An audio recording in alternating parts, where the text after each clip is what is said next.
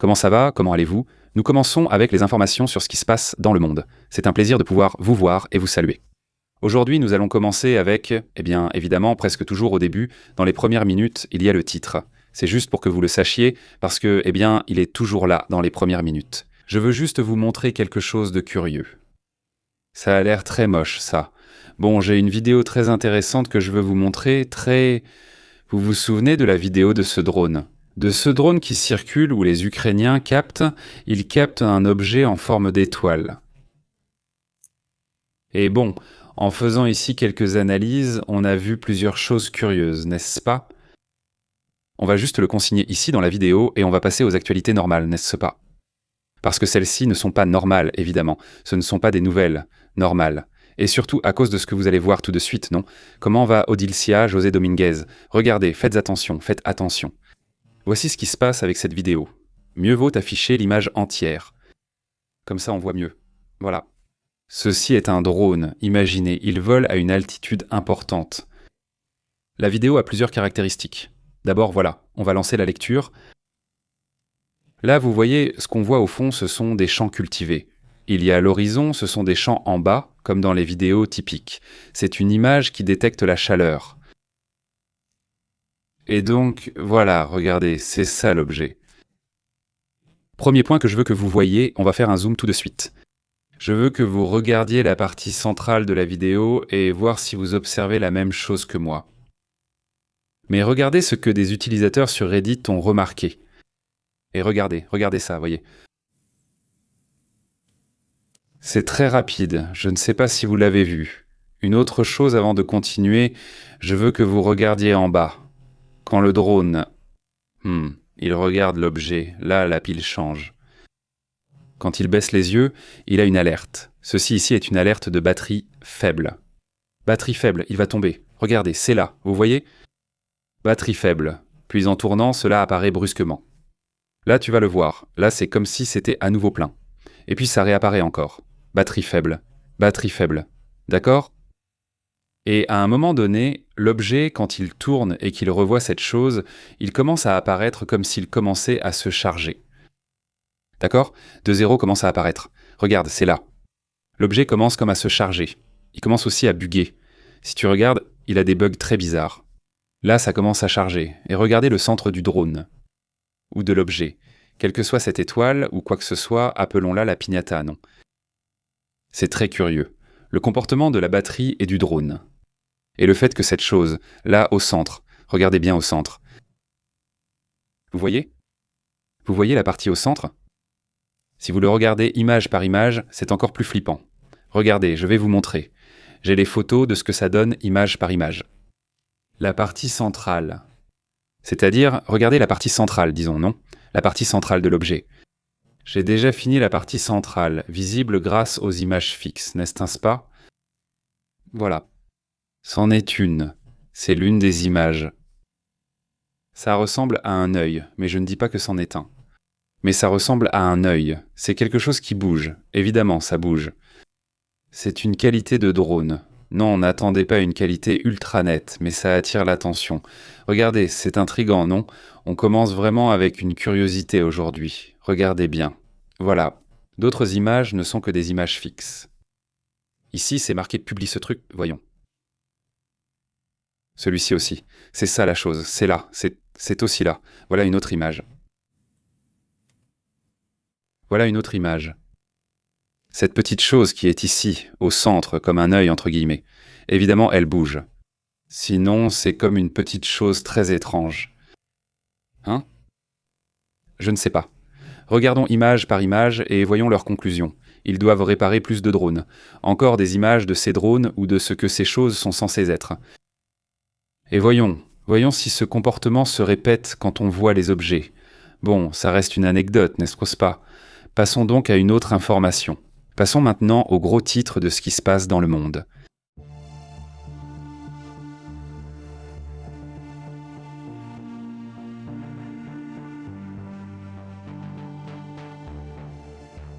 Passons aux informations sur ce qui se passe dans le monde, et nous devons commencer par ce qui se passe à Cuba, parce que la situation est vraiment grave. Et avec les images du jour, évidemment, que se passe-t-il aujourd'hui À quoi ressemble le monde? Disons, nous commençons par Cuba. Il y a eu une réunion très curieuse parce que la CIA a rendu visite. Ce n'est pas qu'il est entré en se cachant. Il n'est pas caché. Il est littéralement venu avec son avion et a rendu visite à Cuba, et pas seulement ça, mais lors de cette visite. Ils ne veulent pas rencontrer ce Diaz-Canel, mais ils rencontrent Castro, c'est-à-dire le petit-fils de Castro, qui, d'après ce que rapportent beaucoup de gens, serait en réalité celui qui dirige l'île, celui qui serait vraiment aux commandes, soi-disant. Qu'est-ce qu'on sait? Quelles informations y a-t-il? Qu'est-ce qu'ils disent? Qu'est-ce qu'ils disent? Mais une chose est ce qu'ils disent, et une autre chose est ce qui se passe réellement. On suppose que le directeur de la CIA soit là.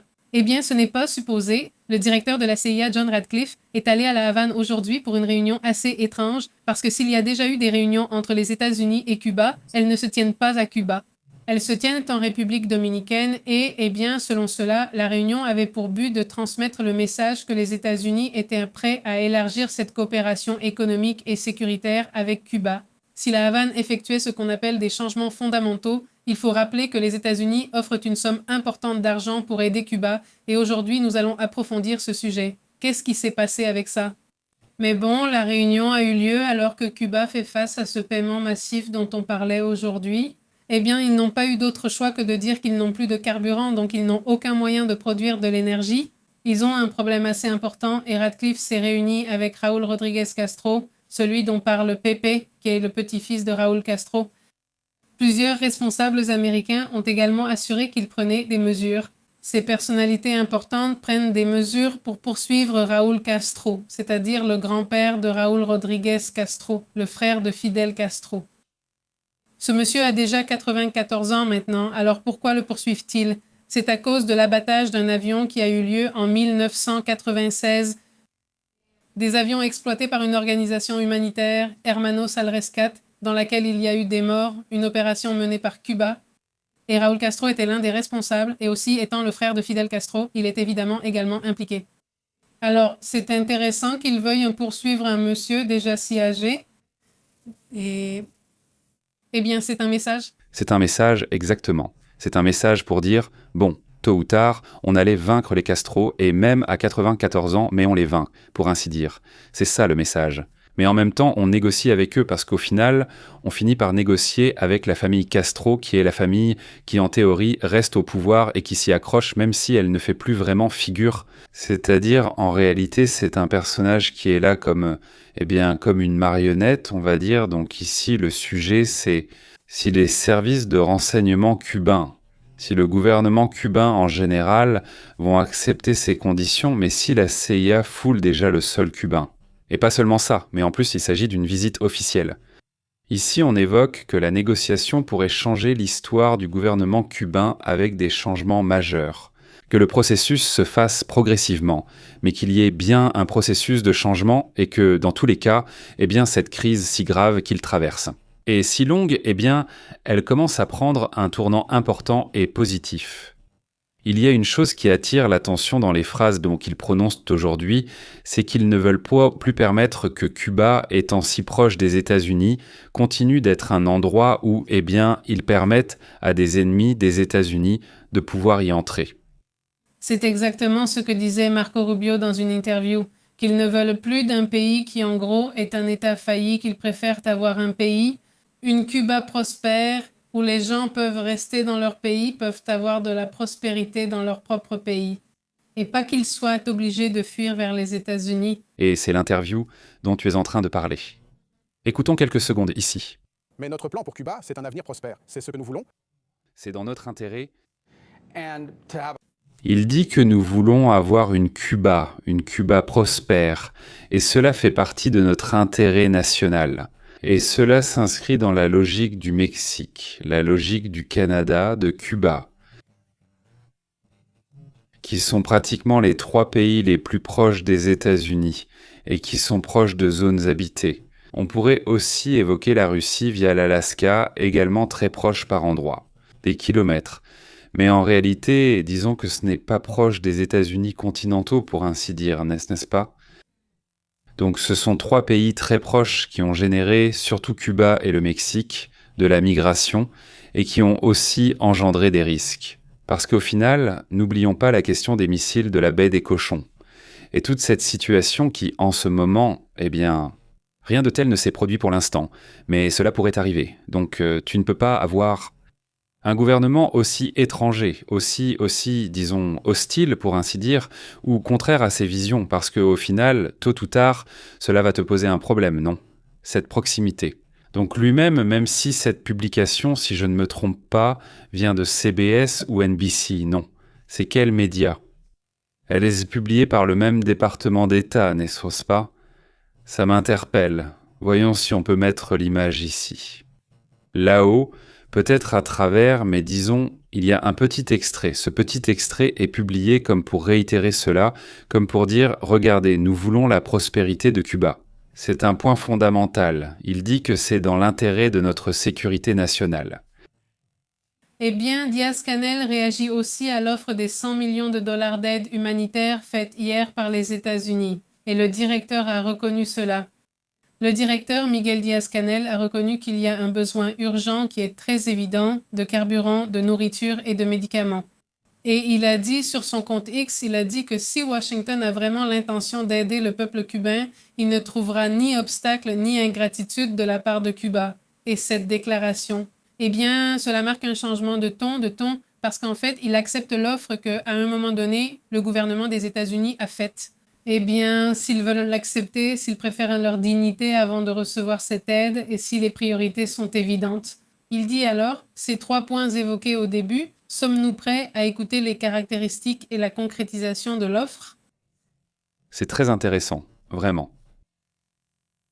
Un tournant complet, même la réaction de Diaz-Canel me semble différente, comme tu le dis, de ce qu'on avait observé auparavant.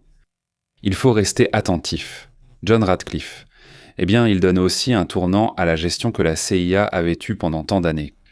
Et maintenant, eh bien, il va plutôt se concentrer sur un changement progressif, mais aussi axé sur ce qui est urgent, nécessaire dès maintenant.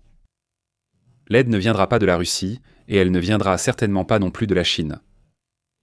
Cela ne veut pas dire qu'il n'y aura pas de collaboration avec la Russie, avec la Chine ou avec d'autres pays, tout comme il y en a avec le Mexique, comme tout autre pays qui peut collaborer avec de nombreux pays. Mais au final, ce qu'ils ne veulent pas voir, c'est que le système entier de ce pays soit fondamentalement opposé aux États-Unis. Et c'est un sujet qui les préoccupe beaucoup et sur lequel aucune mesure n'avait été prise.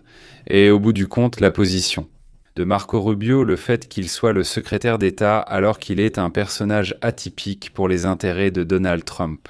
Parce qu'il faut rappeler que Donald Trump ne nomme généralement pas de latinos pour commencer, c'est-à-dire et encore moins à ce genre de poste. Il choisit Marco Rubio pour 2 raisons.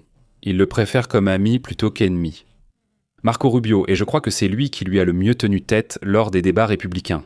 En vérité, les autres débatteurs n'étaient pas très bons, mais Marco Rubio, lui, oui. La correction qu'il lui a infligée pendant la première période n'était pas de cet ordre-là. Et donc, dans ce second mandat, il dit « Je préfère l'avoir tout près que de l'avoir loin, n'est-ce pas ?» Donc, eh bien, je pense qu'il a été jusqu'à présent celui qui lui a donné les meilleurs résultats parmi tous les fonctionnaires qu'il a nommés, bien plus que Pisca et que beaucoup de ses personnages. Mais il est justement là à cause de la question du Venezuela et de celle de Cuba. Il ne faut pas oublier le passé de sa famille. Sa famille est cubaine, évidemment d'origine cubaine, donc c'est un sujet. Il sait qu'on ne peut pas laisser ça de côté, du moins pour les intentions de Trump parfois. Et ici, la grande question s'adresse aux amis qui sont là-bas, parce que bon, je ne sais pas si Robles s'est connecté, mais la communauté qui est à Cuba et qui nous regarde, qu'en pense la communauté qui est à l'intérieur de Cuba et celle qui est à l'extérieur de Cuba? Ce serait super d'avoir ton avis et évidemment celui de vous tous, puisque Robles est là. Je t'ai vu, Robles. Dis-nous ce que tu penses de toute cette situation. Ce serait super intéressant d'avoir ton avis, ton commentaire et évidemment celui de tout le monde aussi. Abordons d'autres sujets importants car il se passe beaucoup actuellement. Salut MT, comment vas-tu? Un grand salut à toute la communauté, d'énormes salutations à cette communauté qui nous soutient avec un petit don pour la chaîne afin que nous puissions continuer à être ici avec vous.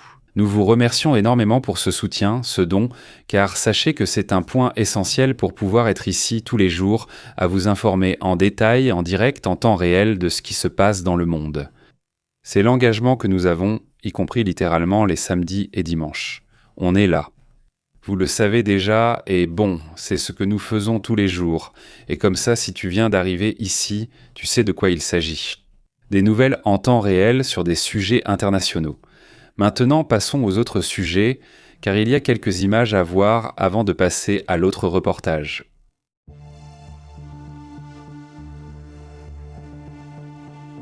Eh bien, il circule une image d'Elon Musk, qu'on a d'ailleurs placée à côté de personnes clés de BYD.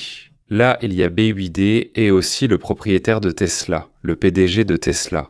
Non, ça aussi, ça m'a interpellé aujourd'hui. Ils les ont assis ensemble et bon, ils ont l'air tous les deux un peu ennuyés. Honnêtement, je ne sais même pas s'ils s'entendent bien ou pas. Mais c'est intéressant, évidemment, que deux des entreprises les plus importantes dans le domaine des voitures électriques soient là. L'un à côté de l'autre, l'un assez à l'aise, Elon Musk mangeant par là, l'autre discutant, mais c'est une image au moins curieuse aujourd'hui.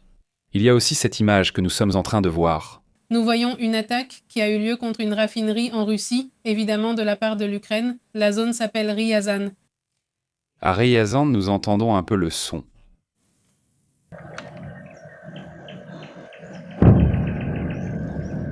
Mais voici plus d'images de Ryazan. Voilà une autre des images. Bon, eh bien nous savons déjà, ce sont les opérations avec des drones sur les raffineries russes qui continuent d'être attaquées par l'Ukraine.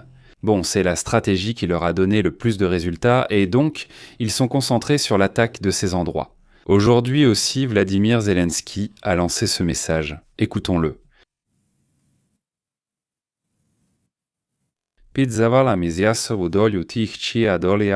Poki, ce président de l'Ukraine, Zelensky, affirme qu'un missile Kinjal a été utilisé pour cela.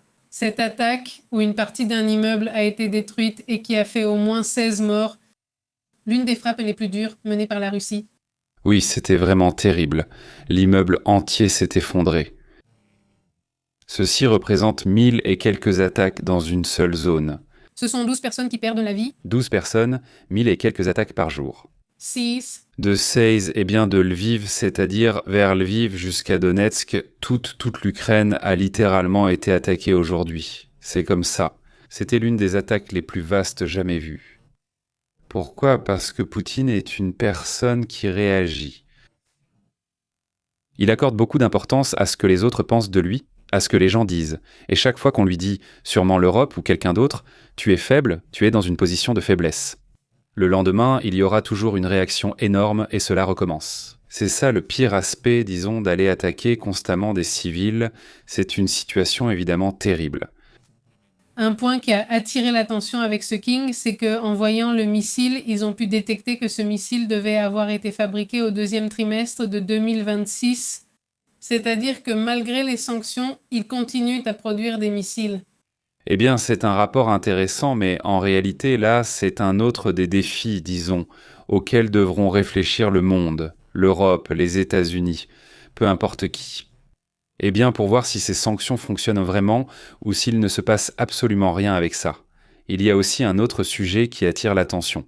Vous vous souvenez qu'hier, Anna Paulina Luna, vous vous souvenez d'elle, la députée qui essaie de faire connaître le sujet des ovnis et toutes ces questions républicaines.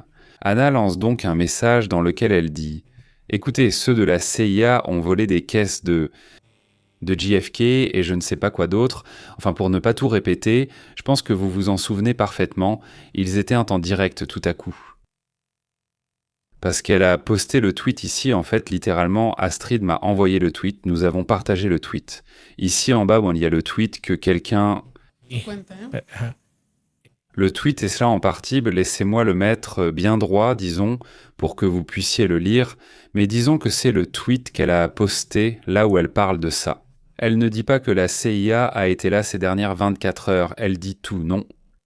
Et maintenant, les médias sortent et disent à Paulina Luna qu'elle n'a jamais dit ça, les médias disent ils ont dit que j'ai dit, et les gens se demandent, et le tweet que tu as posté. C'est quoi ça ? En fait, Astrid l'a dit, tu l'as dit hier soir, tu as dit et elle l'a supprimé d'ailleurs, c'est-à-dire elle supprime le tweet et elle croit que si elle le supprime. On va l'oublier. Que les gens ne prennent pas de photos une fois que tu as fait une déclaration. À ce niveau-là... À propos de tout ce niveau-là, évidemment, les photos ont déjà été prises, il y a déjà des traces, voilà pourquoi les médias en parlaient et disaient ce qu'ils disaient.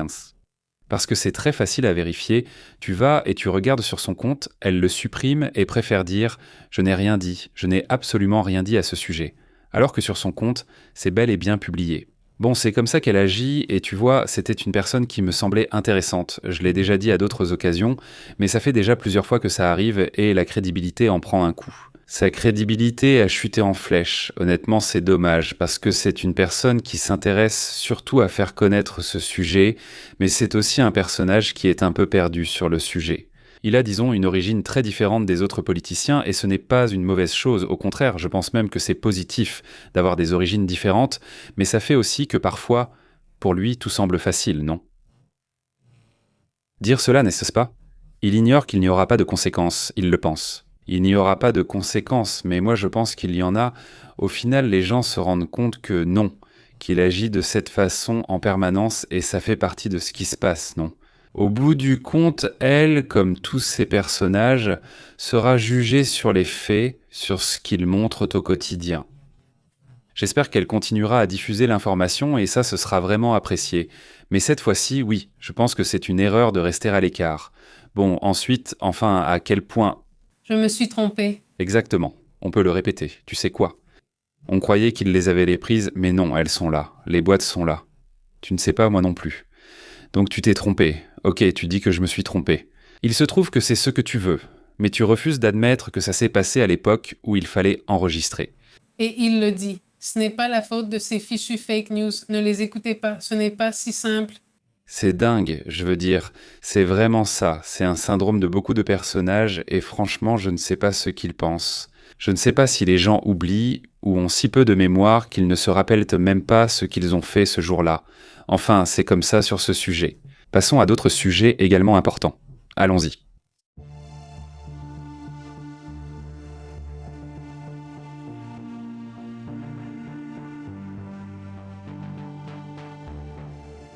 Voyez-vous, eh bien, parmi tout ce qui se passe dans le monde, il y a aussi un sujet qui concerne l'Inde. Voilà ce Narendra Modi, qui est le premier ministre de l'Inde et qui a adopté des mesures d'austérité parce que la situation se complique avec la question de l'Iran et que cela s'aggrave. L'économie est touchée. Ils n'ont pas de réserve de pétrole. Donc l'Inde étant le pays le plus peuplé du monde pourrait être paralysé. Ils bougent, ils font tout leur possible pour éviter une paralysie totale. C'est précisément ce qu'a fait le gouvernement indien ces derniers jours. Eh bien, c'est essayer de freiner, par exemple, la sortie de capitaux étrangers, éviter que de l'argent sorte, en particulier des dollars, et aussi atténuer l'impact économique de la guerre qui se déroule en Iran. Jeudi aujourd'hui, les autorités ont instauré des règles plus strictes sur l'or. D'ailleurs, l'Inde compte parmi les pays possédant le plus d'or au monde. On dit que les femmes détiennent la moitié de l'or mondial, mais je ne sais pas si c'est exact. Les familles, en fait, en accumulent à beaucoup, les twin donnent de l'or aux filles, etc. Donc il y a beaucoup d'or dans la population, ce que je trouve très intéressant. Intéressant. Une autre mesure qu'ils ont prise, ils ont ordonné à tous les employés publics. Dans la région métropolitaine de Delhi, tous les employés doivent télétravailler au moins 2 jours par semaine pour limiter la consommation de carburant. Le gouvernement a également interdit temporairement l'exportation de sucre pour protéger l'approvisionnement local en sucre. D'un autre côté, des médias comme Bloomberg disent que la Banque de réserve de l'Inde a déjà proposé une réduction significative des impôts. Les investisseurs étrangers peinent cela pour investir là-bas plutôt qu'en Chine ou ailleurs. Il y a aussi des investissements étrangers dans les obligations du pays, et c'est donc une autre façon de générer plus d'investissements étrangers. Fédé, l'une de ces installations où ils viennent tout juste d'en inaugurer une de ces centres de traitement de données de Microsoft, et ils investissent énormément dans le domaine technologique. Ils investissent énormément dans ce domaine. Ils savent qu'ils sont travailleurs, ils savent qu'il y a un grand nombre d'ingénieurs bien formés. Donc voilà, cela motive les gens et c'est bon marché, très bon marché. Donc, Beaucoup de gens. exactement. Ils encouragent beaucoup à ouvrir des entreprises de ce côté-là. En plus, les hindous ou les indiens misent aussi sur le fait d'avoir eux-mêmes une production suffisante de terres rares, parce qu'ils en ont aussi à peu près 8 ou 9%, 10%, quelque chose comme ça, de terres rares. C'est ce qu'ils estiment, mais elles restent dans le sol, non traitées. Il faut les extraire et les traiter, ce qui aura des conséquences. C'est un investissement qu'il faut faire. Oui, un investissement pour l'avenir. Abordons d'autres sujets intéressants.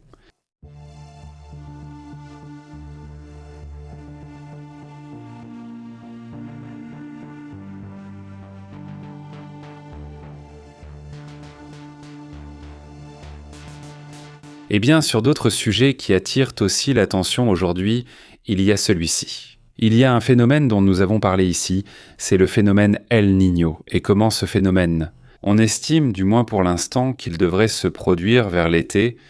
Non, pas le phénomène El Niño. C'est cette chaleur qui va se produire dans l'océan. Ce phénomène est une perturbation climatique qui se produit de temps en temps, mais qui parfois, ce phénomène, est beaucoup plus intense que les autres années. Cette fois-ci, ce qui attire mon attention, c'est que cela s'accélère plus vite qu'ils ne le pensaient, alors qu'ils évoquaient le phénomène El Niño. Si cela se produit, ce sera très fort parce que, d'après les caractéristiques actuelles et les informations qu'ils ont du passé, ils peuvent calculer le phénomène. Il sera fort, il sera faible, etc. Il n'y a pas une série de schémas, mais ce qui attire l'attention, c'est que cela sort des schémas habituels. Les schémas normaux, ils considèrent cela comme une anomalie climatique. Si cela se produit dans les conditions ou avec les signes que le phénomène montre actuellement, ce sera un phénomène important. Ou un Niño, disons qu'il arrive très fort, qu'il arrive avec beaucoup d'intensité. En plus de cela, nous ne sommes pas encore dans une phase El Niño. Non, il n'est pas encore là. Oui, il n'est pas encore présent. Le phénomène El Niño est en cours, mais il n'est pas encore arrivé et pourtant on observe déjà des anomalies de température records, qui ont égalé 2024 lorsque des records historiques de température ont été enregistrés dans l'océan. En ce moment, nous sommes déjà à ce niveau, donc ce qui va suivre une fois que le phénomène El Niño commencera, ce sera une accélération encore plus forte et on atteindra le record des records. Cette année sera une année atypique, pas mauvaise, disons, en ce qui concerne le climat. Le système climatique entre dans ce qu'ils appellent une phase dangereuse. Attention, c'est parce qu'ici, nous l'avons déjà dit plusieurs fois, et pas parce que Astrid ou moi le disons, mais parce qu'ici, ce que nous faisons, c'est observer, lire, analyser ce que font différentes études, que ce soit la NOAA, que ce soit l'Université du Colorado, ou encore l'OMM, etc., etc. Donc, en nous basant sur toutes les informations, nous nous sommes rendus compte qu'il y avait quelque chose d'étrange ici, que cela sortait complètement des schémas habituels. Mais ce qu'ils disent, c'est que c'est une phase, disent-ils. Peu de gens réalisent les effets que cette année aura sur la planète. Le phénomène climatique El Niño est en train de se former plus rapidement que prévu. Selon le dernier rapport mis à jour par les météorologues, au niveau mondial, il y a une probabilité de 2 sur 3 qu'il atteigne des niveaux très forts, de fort à très fort. Le phénomène se produit lorsque l'océan Pacifique tropical se réchauffe, perturbant fortement les vents et modifiant le climat dans le monde entier. Actuellement, la température de la mer est proche du seuil critique, c'est-à-dire de la limite fixée, qui est de plus de 0,5 degrés Celsius, ce qui lancera officiellement l'événement dans les semaines à venir. Donc cela évolue déjà très vite vers un nouvel épisode El Niño, ou peut-être même Super El Niño. Ces modèles montrent qu'il va continuer à s'intensifier, c'est une masse qui va persister. La chaleur va encore augmenter pendant l'été et l'automne avec 96% de probabilité de durar hasta el invierno. Le risque du Super Niño est de passer de 25 à 33%, ce qui en matière de climat et de science représente un très grand bond. Et ce scénario pourrait faire de cette année de 2026 à 2027 les années les plus chaudes jamais enregistrées dans l'histoire. Et c'est que cela arrive? Cela arrive année après année, et regardez, moi non, ça ne va pas frapper de la même façon partout. Premièrement, premier point, parce qu'ils le disent, eh bien l'année dernière il ne m'est rien arrivé, eh bien oui, c'est bien que rien ne t'est arrivé.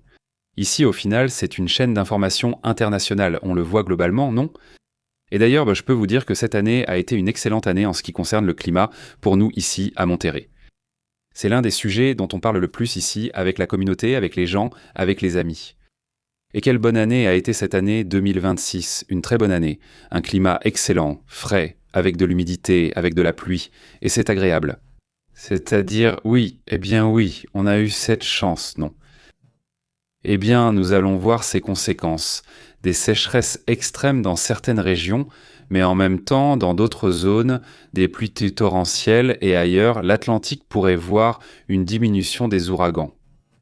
C'est une nouvelle intéressante, peut-être même positive, oui, enfin, pour l'Atlantique. La bonne nouvelle est donc la bonne et quelle est la mauvaise? Les amis des Caraïbes, les amis qui vivent à Veracruz, à Tamaulipas, là-bas aussi, en Floride, non? La bonne nouvelle, c'est qu'il y aura probablement moins d'ouragans. La mauvaise nouvelle, eh bien, c'est que oui, il se peut qu'il n'y en ait qu'un, qu'il y en ait 3 ou qu'il y en ait 4. Et si celui-là te touche, eh bien, évidemment, c'est le nouveau, alors on ne peut pas s'y fier, non? Il y a eu des années où il y a eu plein d'ouragans et 12 ont touché terre. Et les autres tournent là comme des fous, faisant le tour de tout l'Atlantique et du Pacifique, il dit. Regarde, eh bien, il y a plein d'ouragans, ça équilibre les climats de la planète, c'est-à-dire, ça les maintient. Les ouragans ne sont pas mauvais, mon pote. Ce qui est mauvais, c'est de ne pas être préparé ni informé. C'est ça le problème. Mais les ouragans, les séismes et toutes ces choses que beaucoup de gens pensent être mauvaises, non, ce n'est pas mauvais, sinon non, il suffit simplement d'être. Les séismes, les volcans et les ouragans sont nécessaires. En période de sécheresse, on comprend leur importance et on accepte qu'un ouragan arrive. Nous avons besoin que les barrages se remplissent. L'essentiel, c'est d'être prêt. Si tu vis en zone sismique ou dans certaines régions, il faut se préparer. Vers et l'Afrique. Ils pensent qu'ils vont faire face à de longues périodes de sécheresse, tandis que l'Amérique pourrait connaître des changements drastiques, par exemple en hiver. Et les régimes de pluie seront perturbés. Et j'en parlais l'autre jour avec un bon ami d'ici, de Monterrey, qui disait « c'est le climat des fous maintenant, parce que quand il devrait pleuvoir, il ne pleut pas, et quand il ne devrait pas pleuvoir, il pleut. Tout est à l'envers. » Oui, n'est-ce pas? Nous avons eu un mois de mai où, normalement, en mai, il fait une chaleur lourde. Un peu frais, agréable, ou juste quelques jours. Même les jours de chaleur qui te surprennent, et cette chaleur, mais c'était normal tous les jours, n'est-ce pas?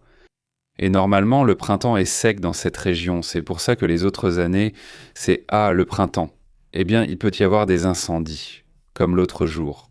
Voici le billet que j'ai acheté aux pompiers. Ils ont leurs propres moyens de collecter de l'argent et donc ils te vendent le billet ici. Arrivé à la maison, je leur ai demandé « Alors, comment ça s'est passé? Que pensez-vous de cette année ?» Eh bien, pour discuter un peu, il me dit « Ça m'a été une très bonne année, il n'y a pas eu d'incendie de forêt. » J'ai reconnu qu'il avait raison, je n'avais pas envisagé cela. J'ai ajouté « Avec les pluies, jusqu'à présent, il n'y a pas eu d'incendie. » Peut-être qu'il y en a eu ailleurs au Nuevo-León, mais selon lui, responsable de cette zone du Nuevo-León et de Monterrey, il n'y a pratiquement pas eu d'incendie. Alors j'ai dit « Ah, eh bien c'est un côté positif de toutes ces pluies qu'il y a eu et qu'on ne ressent pas forcément, n'est-ce pas? Lui, il est bien content avec ça et tant mieux, n'est-ce pas ?» Bon, le fait est que les scientifiques disent essentiellement que ce qu'on vit, c'est-à-dire quand il y a un phénomène El Niño, ça amplifie les effets de ce qu'on vit déjà sur la planète depuis de nombreuses années, non. C'est-à-dire que tous ces phénomènes qu'on observe sont amplifiés lorsqu'il y a un phénomène El Niño. C'est juste pour que ce soit bien clair. À quoi ça sert? À quoi ça sert tout ça? Eh bien, c'est pour être prêt, pas juste informé. Il s'agit de se préparer et d'être prévenu si tu vis dans une zone à risque, n'est-ce pas? Et si ce n'est pas le cas, eh bien, il ne se passe rien. Passons à d'autres sujets. Os outros temas.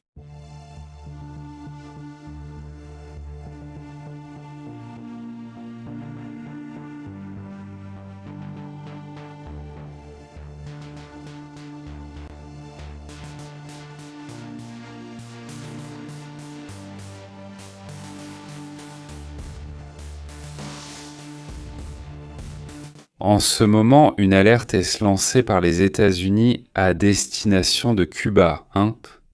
Que se passe-t-il?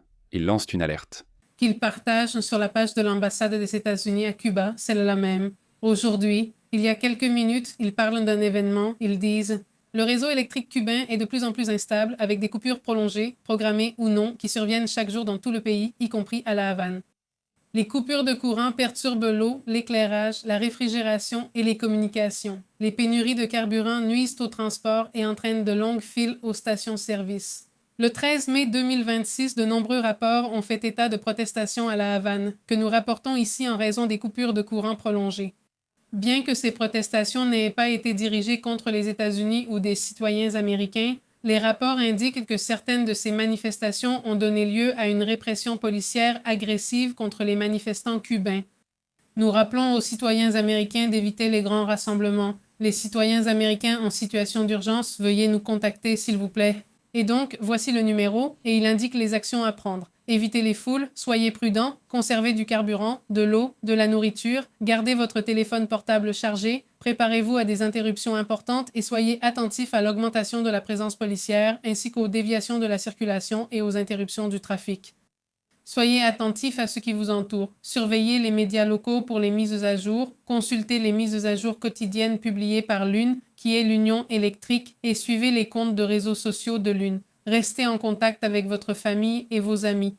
Préparez-vous à des coupures de courant prolongées en vous équipant. Gardez les téléphones portables et les batteries externes chargées. Ayez des lampes de poche et des piles de rechange dans un endroit facilement accessible. Stockez des aliments non périssables et de l'eau. Préparez-vous à utiliser des méthodes alternatives pour répondre à vos besoins médicaux. Inscrivez-vous au programme d'inscription des voyageurs intelligents pour recevoir les mises à jour de l'ambassade des États-Unis. Et voilà, voici les coordonnées face à cette alerte émise par l'ambassade des États-Unis à Cuba. À Cuba, à Cuba. Écoute, bon, l'alerte est en place. C'est une information en cours, donc nous resterons attentifs pour voir comment cela évolue. Comment la situation évolue. Roble, si tu nous regardes, laisse un commentaire. Que penses-tu de cette situation à Cuba? Il fait si chaud et humide que marcher donne l'impression de mourir, dit Roble. Santé, Roble. Bon, passons à un autre sujet.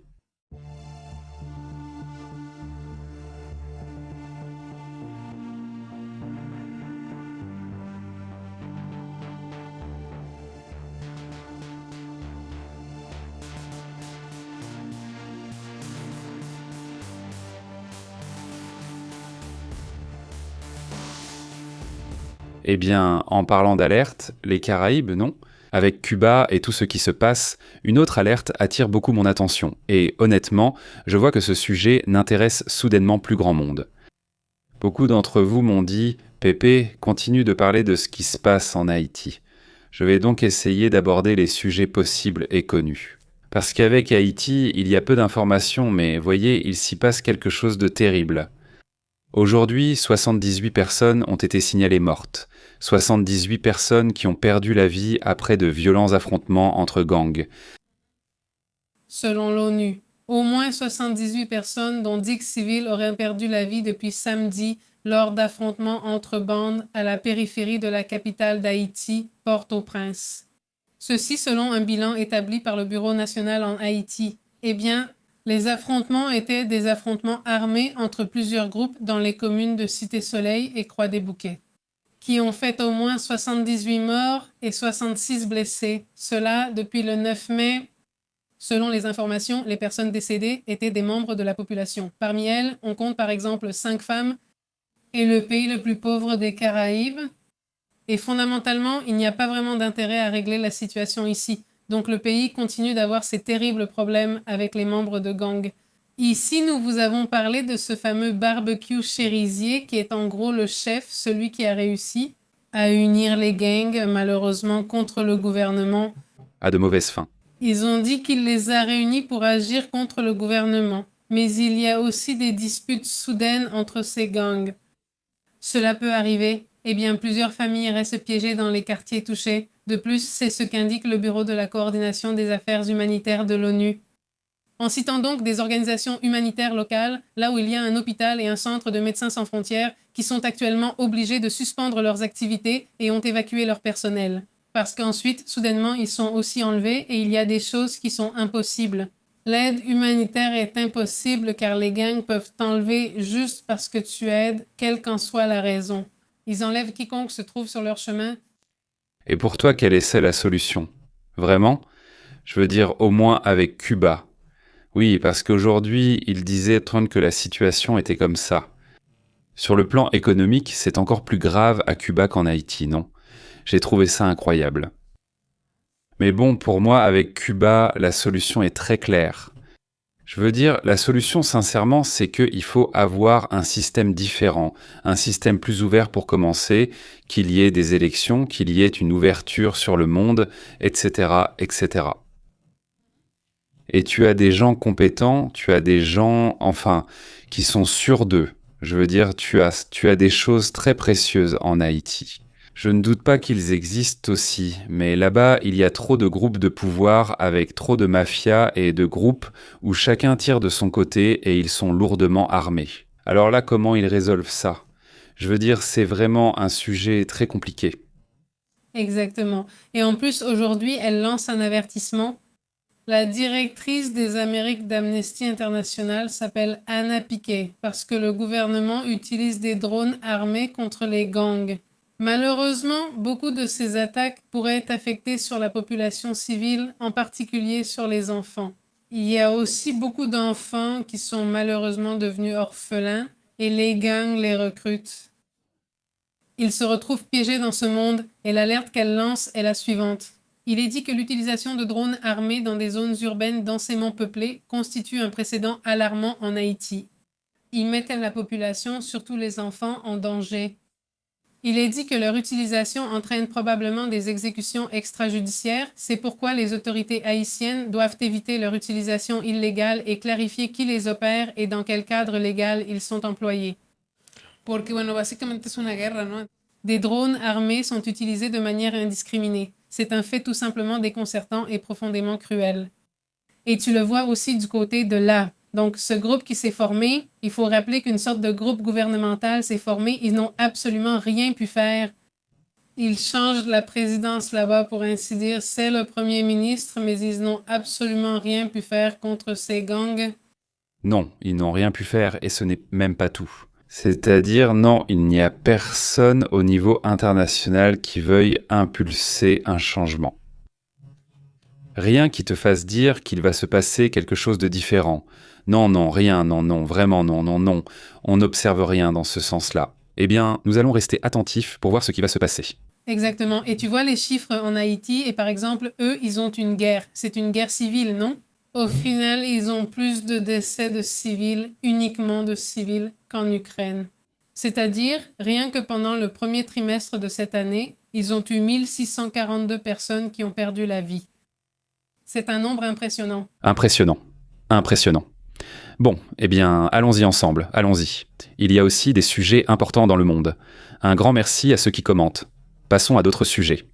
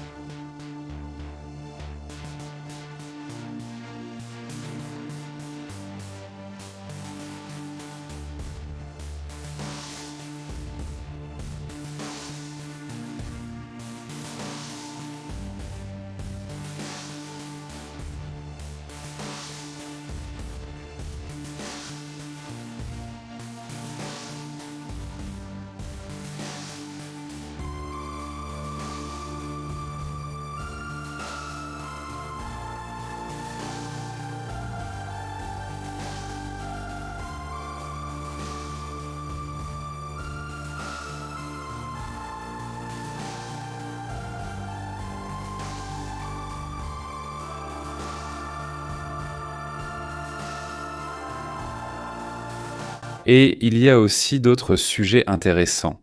Regardez, parmi les tensions qui ont eu lieu aujourd'hui, plusieurs rapports affirment qu'en Iran, eh bien, on ne sait plus où ils vont ou ce qu'ils vont faire. Avec cette nouvelle relation que les États-Unis entretiennent avec la Chine. Au final, la Chine était un peu comme leur bouée de sauvetage sur plusieurs points. D'abord, les approvisionnements, l'achat de pétrole. Mais la Chine avait aussi ses limites parce qu'au final, cela affectait aussi les Chinois. Le fait qu'on ferme le détroit, non? Qu'on ne lui permette pas d'acheter du pétrole dans toute cette région. Aujourd'hui, il y a eu, disons, un message positif du point de vue énergétique, dans lequel les Iraniens lui disent « La Chine peut passer autant de fois qu'elle le souhaite, mais ils n'ont pas précisé si c'était seulement pour le pétrole d'Iran ou pour le pétrole de tous les pays du Golfe. » Que se passe-t-il avec l'Iran ? Autrement dit, quel est le prochain angle? Il faut se rappeler qu'une fois la visite en Chine terminée, on recommencera à parler du conflit. La Coupe du Monde approche et même eux commencent déjà à passer en mode Coupe du Monde. Aujourd'hui, ils publiaient les Les agences de presse iraniennes, le départ, plutôt l'adieu de l'équipe d'Iran en route vers les États-Unis. Gentis de cette nision. Alors allons-y, eux aussi commencent un peu à entrer dans cette ambiance de la Coupe du Monde, et peut-être que, qui sait, la Coupe du Monde va calmer un peu les choses. Qui sait quel sera à nouveau le centre d'attention, mais bon, les choses avancent aussi. Finalement, s'il y a des attaques ou des mouvements, il pourrait en survenir plus tard. Les pays du Golfe, les Émirats arabes unis, l'Arabie saoudite et d'autres pays seraient déjà engagés dans des opérations supposées, certaines visibles, d'autres moins visibles, de sabotage et d'attaque contre l'Iran. Ils entrent déjà dans une phase plus active, disons. Exactement. Eh bien, aujourd'hui, par exemple, Donald Trump dit qu'il commence à perdre patience sur la question de l'Iran. Dans une interview qu'il donnait, il me semble, à Fox News avec Sean Hannity, où il assurait qu'il avait évoqué la question de l'Iran avec Xi Jinping lors de cette réunion. Et donc, il n'a rien dit et il n'a rien répondu. C'est un type très cool, et ce qui est sûr, c'est qu'ils sont tous les deux d'accord pour dire qu'aucun d'eux ne veut que l'Iran ait des armes nucléaires. C'est déjà une victoire pour les États-Unis. Et deuxièmement, le fait que les deux ont besoin que le détroit d'Ormuz soit ouvert à 100%. Donc, c'est un sujet qui reste latent. Et aujourd'hui, alors qu'il est presque sur le point de quitter la Chine, il dit « Ma patience commence à s'épuiser et quelque chose va se passer ». Quelque chose va se passer. C'est-à-dire, eh bien, c'est ce qu'on attend, vu ce qui se passe dans cette région comme à l'intérieur même du pays. Oui, je dis à l'intérieur d'Israël, parce qu'en Israël aussi, on vit une situation néopolitique très compliquée, n'est-ce pas ? Dans lequel, eh bien, il pourrait même y avoir un tournant pour Netanyahou, c'est-à-dire que Netanyahou pourrait être écarté du gouvernement. Cela aussi est possible. C'est lui qui fait tomber le gouvernement. Oui, bien sûr, parce qu'il a pris de l'avance sur l'opposition. Si l'opposition allait déjà, comment ils appellent ça, ils ont un nom, dissoudre le Congrès exactement, et ils allaient le faire eux-mêmes. Donc au final, je vous le dis, c'est un homme politique et il est astucieux sur ces sujets. Il a plus d'expérience, donc il les devance et les manipule. Parce que là, si lui s'y fait ce mouvement en premier, ça lui donne l'opportunité et le temps d'essayer de négocier en sa faveur avec certains opposants ou même avec ceux qui ont changé de camp, qui sont le groupe des orthodoxes qui, en ce moment, ne veulent pas le soutenir. Parce que certains sujets qu'il avait promis n'ont pas non plus été respectés. Le bras de fer politique est intéressant évidemment, car cela fait un moment qu'on cherche un tournant politique en Israël. Mais pour l'instant, il n'est même pas clair qui pourrait être le remplaçant. Et il a promis qu'il mourra jusqu'à ce que... Enfin, il continuera à faire de la politique. Qu'il meure, c'est-à-dire, lui, non, il ne pense pas à se retirer, il pense à continuer. En tant qu'homme politique, il veut y aller, il faut aussi prendre en compte ses positions politiques. Et je ne me souviens plus si c'est l'un de ses fils, quelque chose comme ça. Enfin, le point c'est que c'est un sujet. C'est déjà un sujet familial, ils sont là tout le temps, on imagine leurs discussions, leurs repas, etc.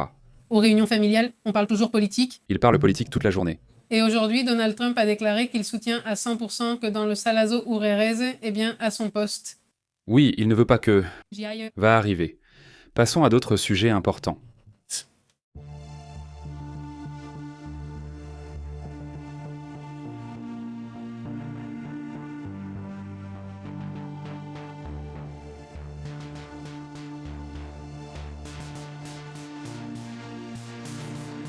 Je remarque aussi quelque chose de curieux concernant l'Iran, mais cela ne concerne pas la guerre, n'est-ce pas ? Non, cela n'a rien à voir avec la guerre. Peu importe la situation d'un pays, quand la terre parle, elle parle, n'est-ce pas ? Et ces derniers jours, il y a eu des tremblements de terre nocturnes à Téhéran. Cela a commencé par des secousses de 3,6, mais le dernier était de 4,6 avec de nombreuses répliques. Et tout comme la Californie qui a une faille assez importante, Téhéran a aussi une faille active de plus de 200 km qui est capable de provoquer des séismes. D'après les archives, il y a eu des séismes allant jusqu'à 7 degrés et il faut rappeler qu'en plus, les séismes dans cette région sont vraiment catastrophiques. On a déjà évoqué des séismes de magnitude 5 en se demandant ce qui a pu arriver. Il y a énormément de gens qui perdent la vie. C'est impressionnant. Donc, eh bien, cela fait déjà 200 ans depuis le dernier grand tremblement de terre destructeur qui a eu lieu en 1810 sur cette faille. Donc, des spécialistes comme Faris Nategli de l'ATI, il dit « Nous savons qu'un grand tremblement de terre va arriver, mais ignorons quand. Comme David, en Californie, j'ai eu la même réaction. Évidemment, les gens sont un peu nerveux à cause de ce qui se passe, mais c'est aussi ce que disent les psychologues et c'est quelque chose que l'on peut constater là-bas. On peut le voir en Ukraine, ils ont une fatigue de crise, ils sont tellement fatigués qu'ils ne réagissent même plus face au foutu séisme, ni face au foutu Big One, ils ne se soucient plus de rien. Donc les citoyens, ils sont confus par ce qui se passe. Sont-ils sûrs que ces secousses, ce qu'ils ressentent, c'est un mouvement militaire, ou bien c'est la Terre, ou qu'est-ce qui se passe? Et il y a une grande peur que la guerre dépasse même le tremblement de terre, c'est-à-dire ils ont plus peur de la guerre ou d'une attaque plus forte de la part des États-Unis et d'Israël que de ce possible Big One, n'est-ce pas? Merci beaucoup. Au fait, c'est bien 123, monsieur.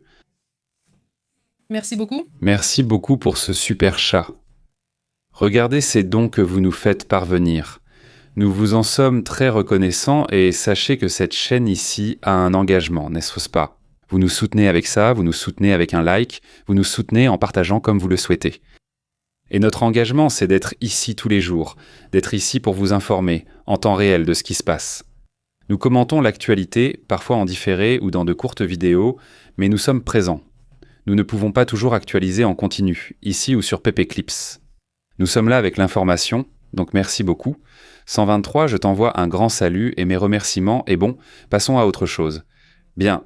Ce qui alerte les spécialistes, c'est justement ce manque, disons, d'attention de la part de la société. Parce qu'ils sont si épuisés psychologiquement par la guerre, il pourrait y avoir un manque de préparation si ce cycle se reproduisait. C'est très important. Oui, eh bien oui, c'est le risque, disons, qui existe aussi par rapport à ce sujet. Et bon, puisque nous en parlons, regardez. Un grand merci à Omar aussi pour cet abonnement.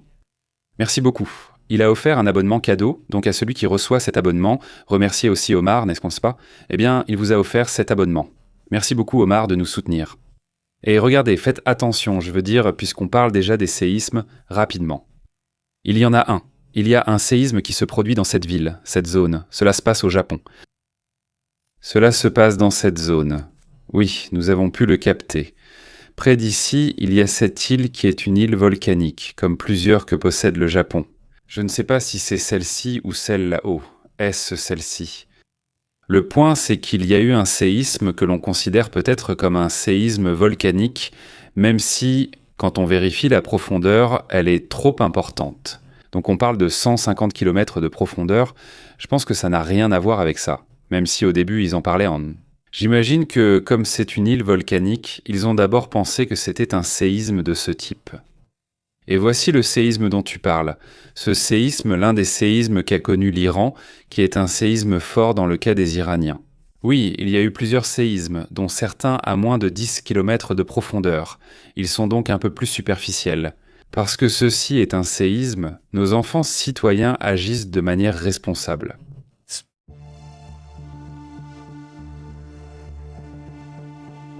Aujourd'hui, aborde-t-il un sujet ou commente-t-il un sujet? Beaucoup est bien ce politicien et comique qu'est Donald Trump, parce qu'il lance un message dans lequel il dit « Ah, c'est parce qu'on commence à le questionner sur les réseaux et des choses comme ça. » Mais enfin, c'était bien Xi Jinping, le président, enfin le dirigeant de la Chine qui le disait, non?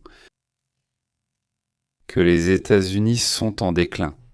C'est-à-dire, alors, pourquoi? Parce que maintenant c'est ton meilleur ami et patati et patata. Et quelle est la réponse? Eh bien, il affirme que c'est parce que c'était quand Biden était là et que quand Biden était là, les États-Unis étaient en déclin. Mais maintenant que c'est lui, eh bien, ça n'arrive pas. C'est tout le contraire. Il a redressé le pays. Selon lui, c'est ce à quoi Xi Jinping fait référence, même s'il l'a dit il y a une semaine. Non, il ne l'a pas dit pendant que Biden était là. S'il le dit exactement, c'est-à-dire, Xi Jinping ne le dit pas à l'époque de Biden, il le dit à l'époque de Trump. Mais bon, avec ça, la sortie n'est pas vraiment curieuse, peut-être drôle, mais au final, il n'avait pas d'autre choix, il devait trouver une réponse et aussi trouver un moyen de critiquer Biden, parce que c'est toujours comme ça. Il cherche toujours à critiquer Biden d'une façon ou d'une autre. Exactement, exactement. Il trouve toujours un moyen. Merci beaucoup. Des idées géniales. Merci beaucoup. Merci beaucoup pour ce super chat. À toute la communauté, j'insiste, merci pour ce soutien très apprécié. Passons à d'autres sujets, nous avons plus d'informations des États-Unis et sur Trump. Bon, le sujet de la Chine, non, mais nous avons des informations sur ce que les États-Unis affirment aujourd'hui concernant l'Iran. Je ne sais pas, il y en a eu beaucoup. Nous avons reçu de nombreux rapports des services de renseignement américains contredisant souvent Donald Trump. Mais bon, aujourd'hui, le chef du commandement central, Brad Cooper, a assuré que les États-Unis ont détruit 90% de l'industrie militaire en Iran. Voilà. Et qu'ils ils ont fortement réduit leur capacité d'attaque. Même si, bon, hier nous vous donnions des chiffres aussi très préoccupants concernant leurs armes, l'armement qu'ils ont près du détroit d'Ormuz, qui pourrait permettre d'attaquer des navires très facilement. Oui, entre autres choses, n'est-ce pas? Eh bien, c'est ce qu'assure le CENTCOM lors d'une audience législative qui a eu lieu aujourd'hui à Washington. Cooper a affirmé que ces bombardements entre les États-Unis et Israël à la fin du mois de février avaient laissé la situation très détériorée. Il a évoqué la capacité militaire d'y aller. Oui, si l'on remonte dans le passé, il faut se rappeler les propos de Trump selon lesquels ils avaient sans pratiquement déjà gagné. Mais le renseignement et ça, ces derniers jours, ils ont donné des informations qui sont vraiment terribles, parce que cela montre qu'ils sont loin d'avoir gagné. C'est-à-dire, oui, bien sûr qu'ils ont été affectés, je veux dire lui-même, Alija regarde et perd la vie, mais ils insistent sur le fait que tous les sites de lancement de missiles sont... Il y en avait 33 ici dans cette zone, sur les 33, seulement 3 sont détruits, tous les autres fonctionnent, pas parce qu'ils n'ont pas été endommagés, c'est-à-dire, oui, ils ont eu des accrochages, des dégâts, mais ils sont déjà réparés. En ce moment, 30 sont déjà opérationnels. 3 sont ceux qui sont restés hors service. Tout le reste fonctionne, donc tu as dépensé une grande quantité de munitions et d'attaques et tout ça. C'est une usure énorme. Le conflit n'est pas soutenable comme ça. En fait, il l'interroge lors de l'audience sur ce dont nous parlions hier concernant le renseignement, et il répond. Et c'est ça qui déroute beaucoup avec ce gouvernement, qu'ils ne sont même pas d'accord entre eux, dit-il. Que les chiffres, dit-il, les chiffres que j'ai vus dans des sources ouvertes ne sont pas précis. C'est son commentaire, il dit que ce n'est pas réel et il l'admet. Il insiste sur le fait que l'évaluation militaire ne doit pas se concentrer uniquement sur la quantité d'armement restant, mais sur la capacité opérationnelle globale de l'Iran. C'est le système de commandement et de contrôle qui a été détruit, donc. Les dirigeants ne sont pas là. Ce n'est pas ce qu'il dit. Mais en Iran, ils se réorganisent et il ne se passe plus rien. Et malgré tout ce qu'a dit Donald Trump et tout ce sujet à la Maison-Blanche, Cooper reconnaît que l'Iran représente toujours un certain niveau de menace régionale en raison de la taille du territoire et des vestiges qu'ils ont dans l'infrastructure militaire. Donc ils ont encore des moyens d'attaquer? Et d'un autre côté, eh bien, si nous nous souvenons de ce qu'ont dit le Mossad et le FDI à Netanyahou la semaine dernière ou l'avant-dernière, c'était que l'opération doit continuer, c'est-à-dire qu'ils considèrent qu'il est possible d'en finir avec le régime des ayatollahs. C'est-à-dire, ce que je dis là, ça montre aussi un peu ce que tu dis et ce que dit Trump, non? Peut-être qu'ils ont encore ces lanceurs intacts. Ou dehors. Fonctionnelles, pas intactes, mais elles restent fonctionnelles, oui, d'accord, ils les ont. C'est juste que leurs dirigeants sont en ce moment en train de s'adapter. Ils ne sont pas chaotiques, donc en gros, ils ne sont pas aussi opérationnels qu'ils en ont l'air. On peut donc attaquer, n'est-ce pas? Même si évidemment il y aura certaines conséquences. Passons à d'autres sujets, à d'autres thèmes également importants.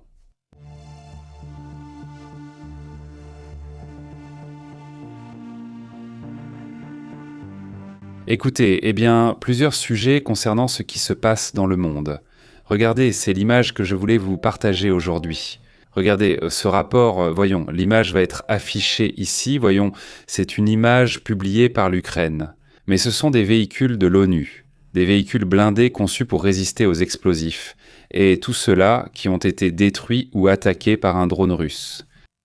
Qu'est-ce qui se passe? Qu'est-ce qui s'est passé là-bas? Eh bien, en ce moment, l'Ukraine a convoqué une réunion d'urgence au Conseil de sécurité des Nations Unies suite à l'attaque qui a eu lieu à l'aube aujourd'hui. Pour eux, où 16 personnes ont perdu la vie, je t'ai montré les images ce matin, Pépé. Et cela fait partie de ces attaques.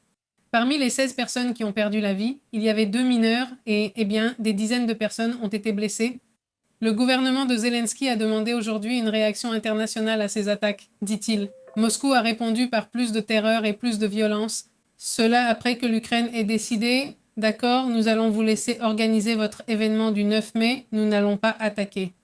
Et la réponse après la fin du cessez-le-feu a été une attaque extrêmement agressive contre des civils. Parce que c'était une zone résidentielle, ce n'était pas une zone d'usine, ni quelque chose de militaire, etc.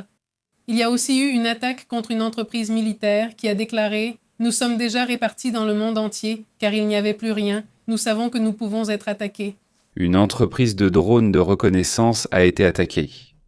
Mais depuis des années, cette entreprise a réparti toutes ses opérations en Ukraine, à l'intérieur et à l'extérieur de l'Ukraine, afin de pouvoir continuer à fabriquer et à fonctionner. Même si l'un des bâtiments où ils produisent dans des drones est attaqué, ils sont déjà diversifiés, mais bon, c'est intéressant. C'est intéressant et nous verrons si cette réunion d'urgence aura lieu demain et bon. Les Ukrainiens rapportent que, au cours des dernières 24 heures, la Russie a attaqué avec 675 drones d'attaque et 56 missiles. Parmi les missiles, il y avait les Kinzhal, dont nous vous avons parlé, qui sont à l'origine de l'attaque contre cet immeuble. Bon, voilà pour ce sujet, passons aussi à d'autres questions importantes.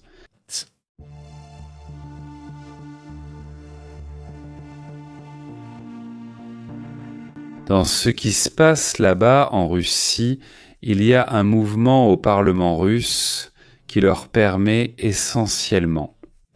Avec ces changements qu'ils veulent faire, cela permettrait à la Russie d'opérer, voire d'envahir ou d'attaquer d'autres pays. Exactement, même s'ils le font déjà, n'est-ce pas, ils n'ont pas retiré l'autorisation, mais en gros, à partir de cela, ils ont l'autorisation dans leur pays d'envahir, par exemple, la Lettonie, s'ils estiment que les citoyens russes vivant à l'étranger sont maltraités à l'étranger. C'est-à-dire, cela en plus, c'est très dangereux, parce que la Russie a envoyé énormément de ses citoyens dans tous ces pays baltes. Non, alors, bon, aujourd'hui, les législateurs russes approuvent cette loi qui autorise formellement le Kremlin à déployer des troupes à l'étranger pour protéger ses citoyens. Ce document de la Douma d'État, appelé projet de loi, a été rédigé pour protéger le droit des citoyens russes. En cas d'arrestation, de détention, de poursuite pénale ou d'autres mesures prises en vertu de décisions de tribunaux étrangers investis de juridictions pénales par d'autres États étrangers sans la participation de la Russie, c'est-à-dire que si, par exemple, en Estonie ou dans n'importe lequel de ces pays, un groupe de personnes est arrêté parce qu'il s'agit d'espions, ils peuvent s'en mêler s'ils en ont envie. En gros, quoi? Exactement, exactement. Mais maintenant, ils en font déjà une loi, ils le faisaient déjà, mais maintenant, ils en font une loi. Exactement. Eh bien voilà, non. C'est comme ça que ça se passe, non? C'est comme ça que ça se passe sur ce sujet. Et Autre chose à propos de cette nouvelle? Non. Passons à d'autres actualités, d'autres reportages. Regardez ça.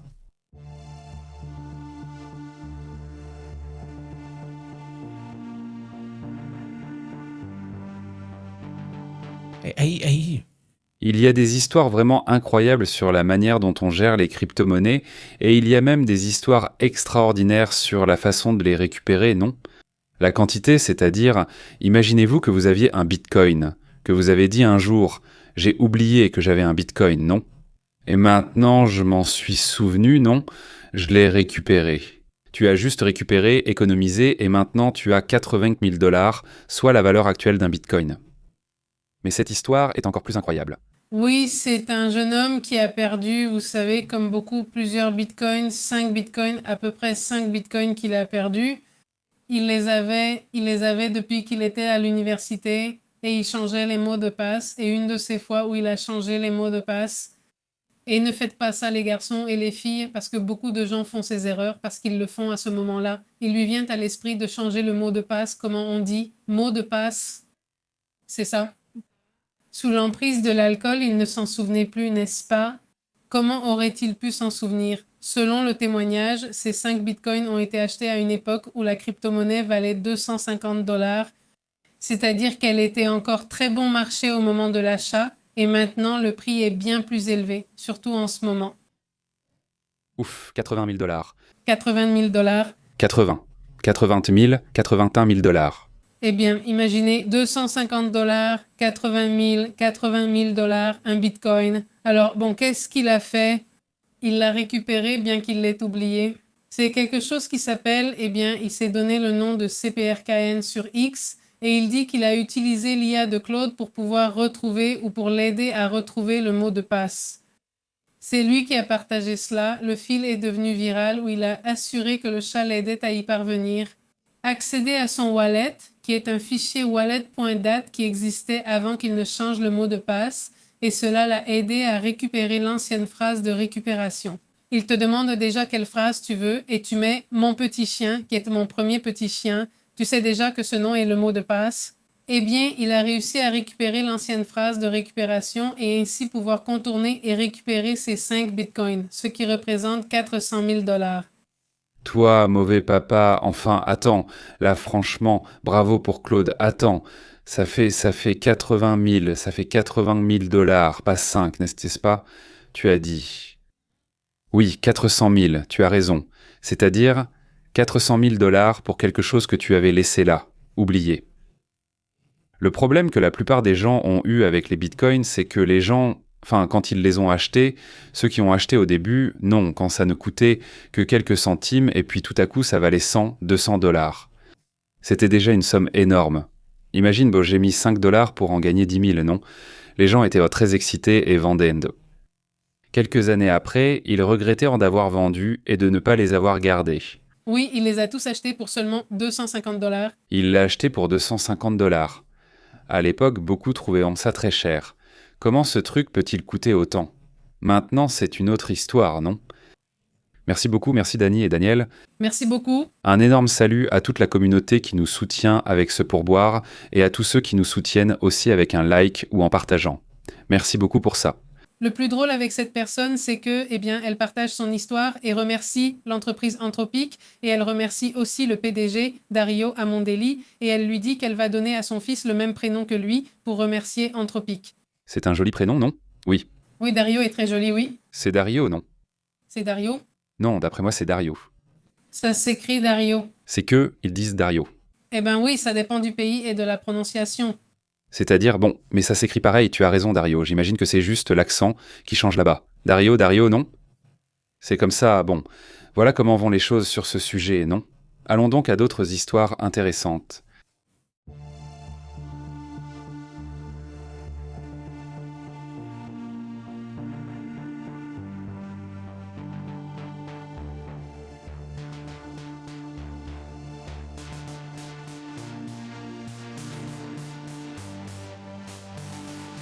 Je regarde où en est le pétrole ce matin, non? Là, tout de suite. Et je veux dire, c'était à prévoir, évidemment, mais voilà, ça repart à la hausse, non? Voilà, ça continue de monter et de monter. Ça avait baissé et il y avait l'espoir que peut-être avec la discussion avec Xi Jinping, les choses allaient se calmer un peu. Elles se sont calmées un moment, mais elles sont déjà de retour à 109 $. Et Ils sont enfermés dans une impasse. Ils sont dans un paradoxe où, d'un côté, si tu négocies, tu fais baisser le prix du pétrole, etc., mais tu donnes du pouvoir à un groupe que tu ne veux pas renforcer, n'est-ce pas? Tu ne veux pas que ce pouvoir se renforce. D'un autre côté, tu peux maintenir cette situation pendant un certain temps, mais jusqu'où? Et aussi, jusqu'où l'Europe et les pays du Golfe vont-ils agir pour éviter que le détroit d'Ormuz reste ouvert? Oui, je comprends qu'ils ne veuillent pas la guerre. Personne ne la souhaite s'il est sain d'esprit, mais d'un autre côté aussi. La crise qu'elle génère est déjà une crise, franchement, insoutenable, non. C'est-à-dire, ce que ça va provoquer, rien qu'en pensant à la partie la plus grave, je crois que c'est ce qui va se passer en Afrique, non.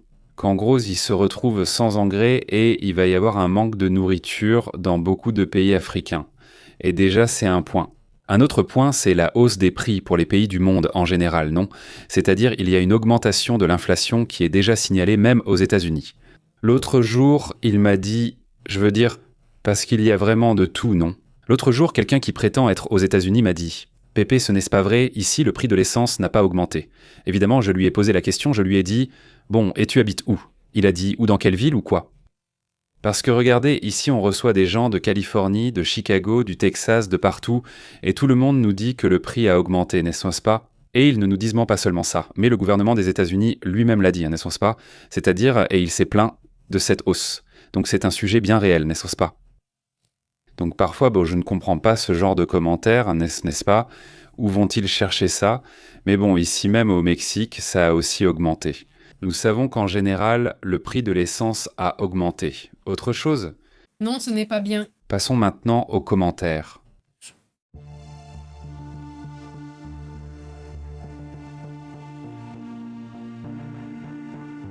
Comment allez-vous? Comment ça va? Merci beaucoup de nous accompagner.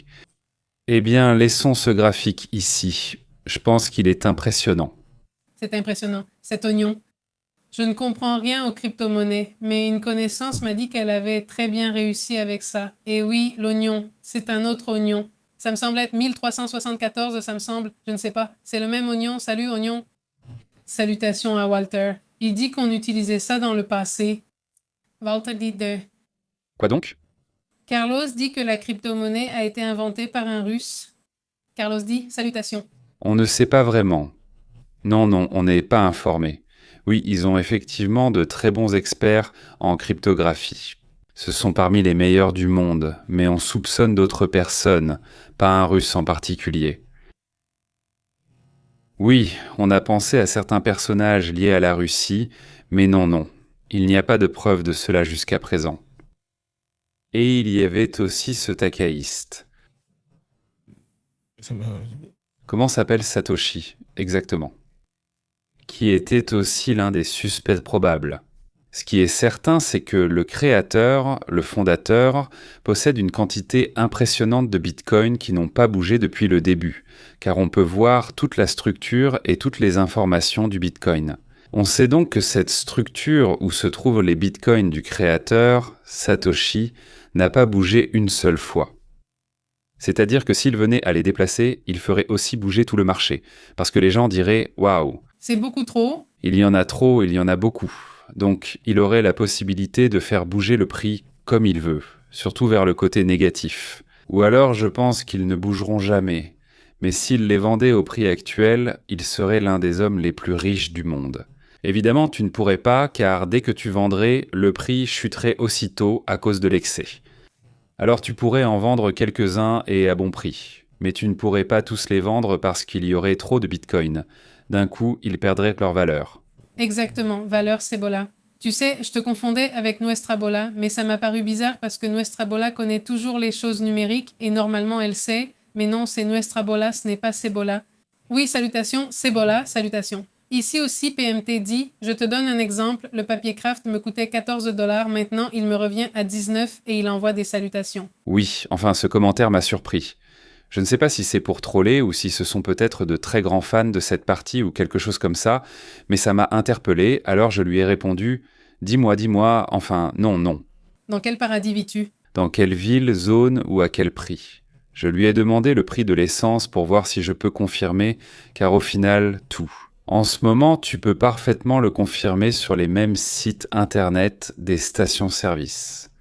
Et tu peux voir exactement en temps réel comment sont les prix pratiquement partout dans le monde. Donc, eh bien non, il ne m'a pas encore répondu jusqu'à présent, du moins pas pour l'instant, mais on va attendre.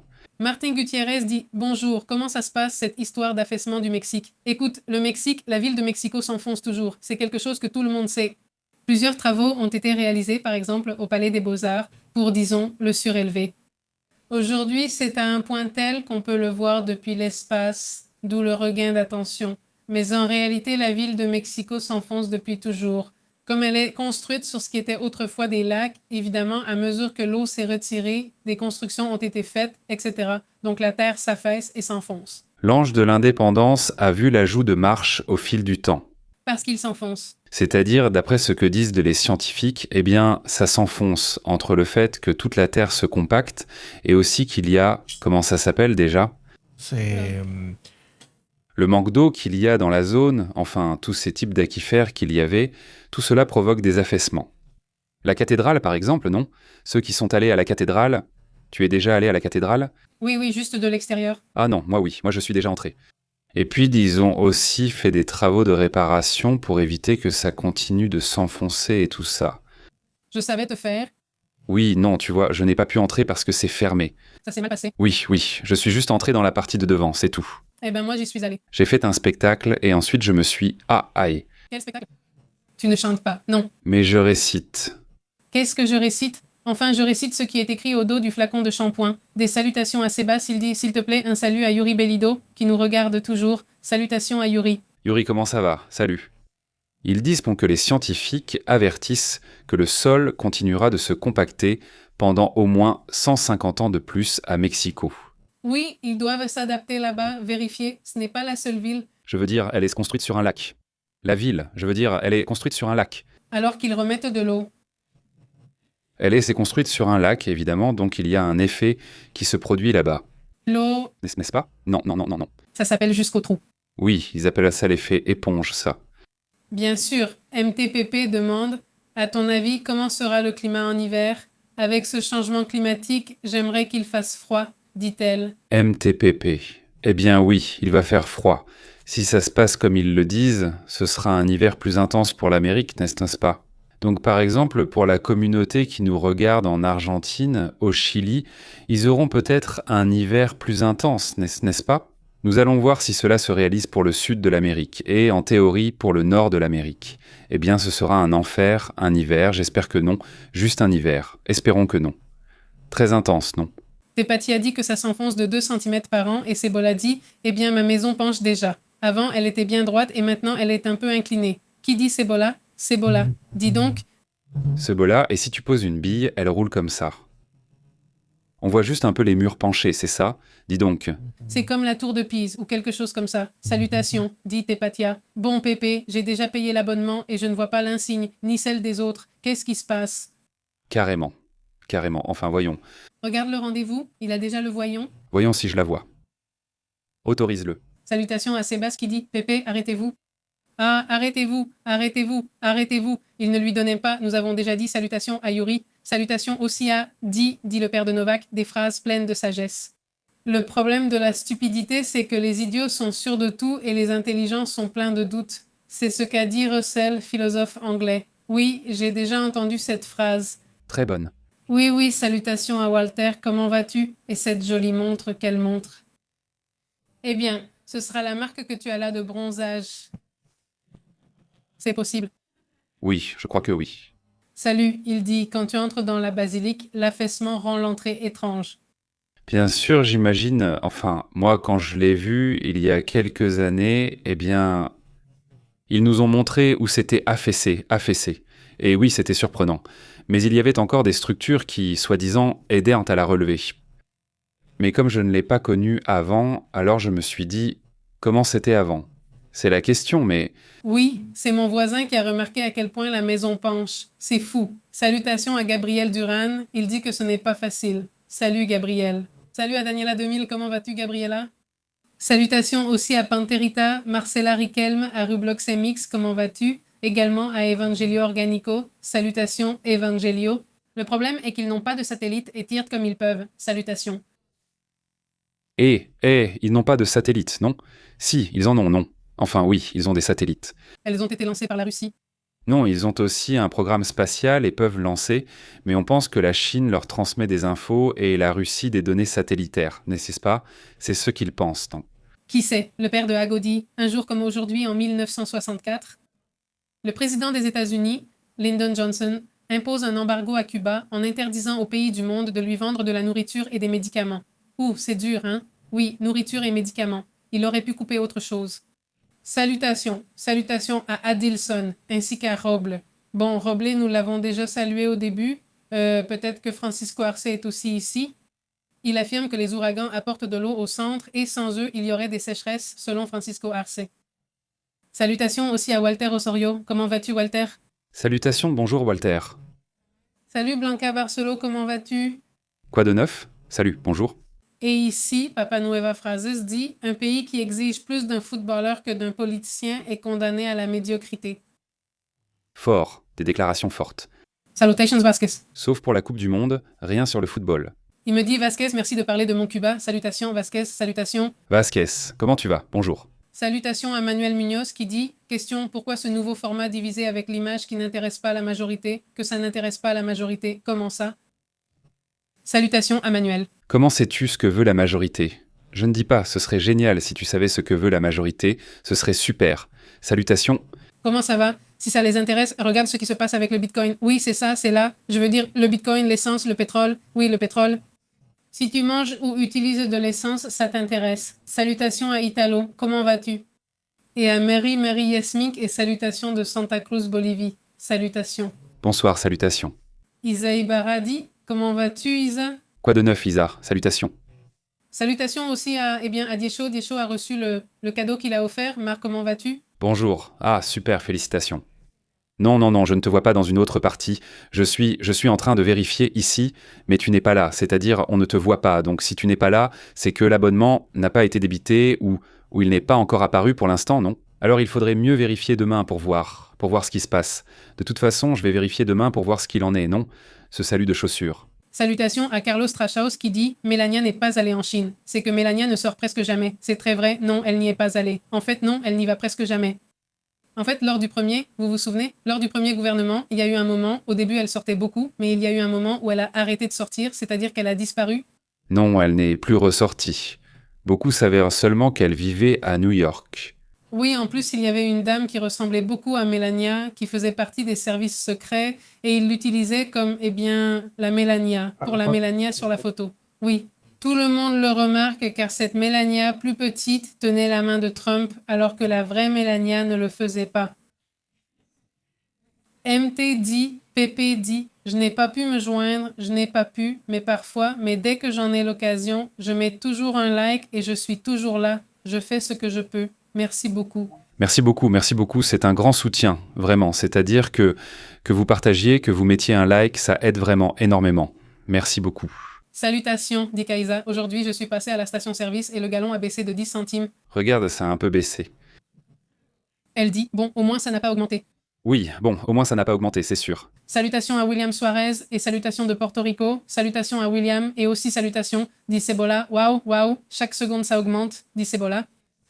Salutations, oui, c'est comme, bon, là dans le... Elle ira à la station-service plus tard. Merci beaucoup Isa pour ce super chat. Salutations à Isa. Merci beaucoup Isa pour le super chat. Énorme salutation. Elle dit, Tapatio, mais merci, je vois déjà les badges de tout le monde. Ah, tu les vois déjà. Moi, je n'en vois aucune et toi, tu les vois? Les badges? Ceux des autres? Oui, elle dit qu'elle les voit déjà. Voyons voir. Salutations à Cléo Vasquez. Comment vas-tu Cléo? Salutations Pépé, bonne soirée. Merci beaucoup à Daniela aussi pour ça. Les badges des autres? Oui, je les vois. Oui, merci à Daniela aussi pour ce super chat. Salutations, merci beaucoup. Yes. Et, Daniela, Isa Ibarra, un grand bonjour. Merci beaucoup pour le super chat.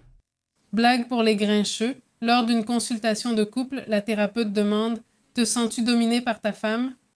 Non, non, je ne sais pas, ça ne sonne pas comme ça, je ne sais pas si... Non, mais c'est bizarre, non, non, non, ça ne se sent pas comme ça, je n'ai pas compris, mais peut-être que c'est par partie, peut-être que ça se voit. Est-ce que tu te sens dominé par ta femme?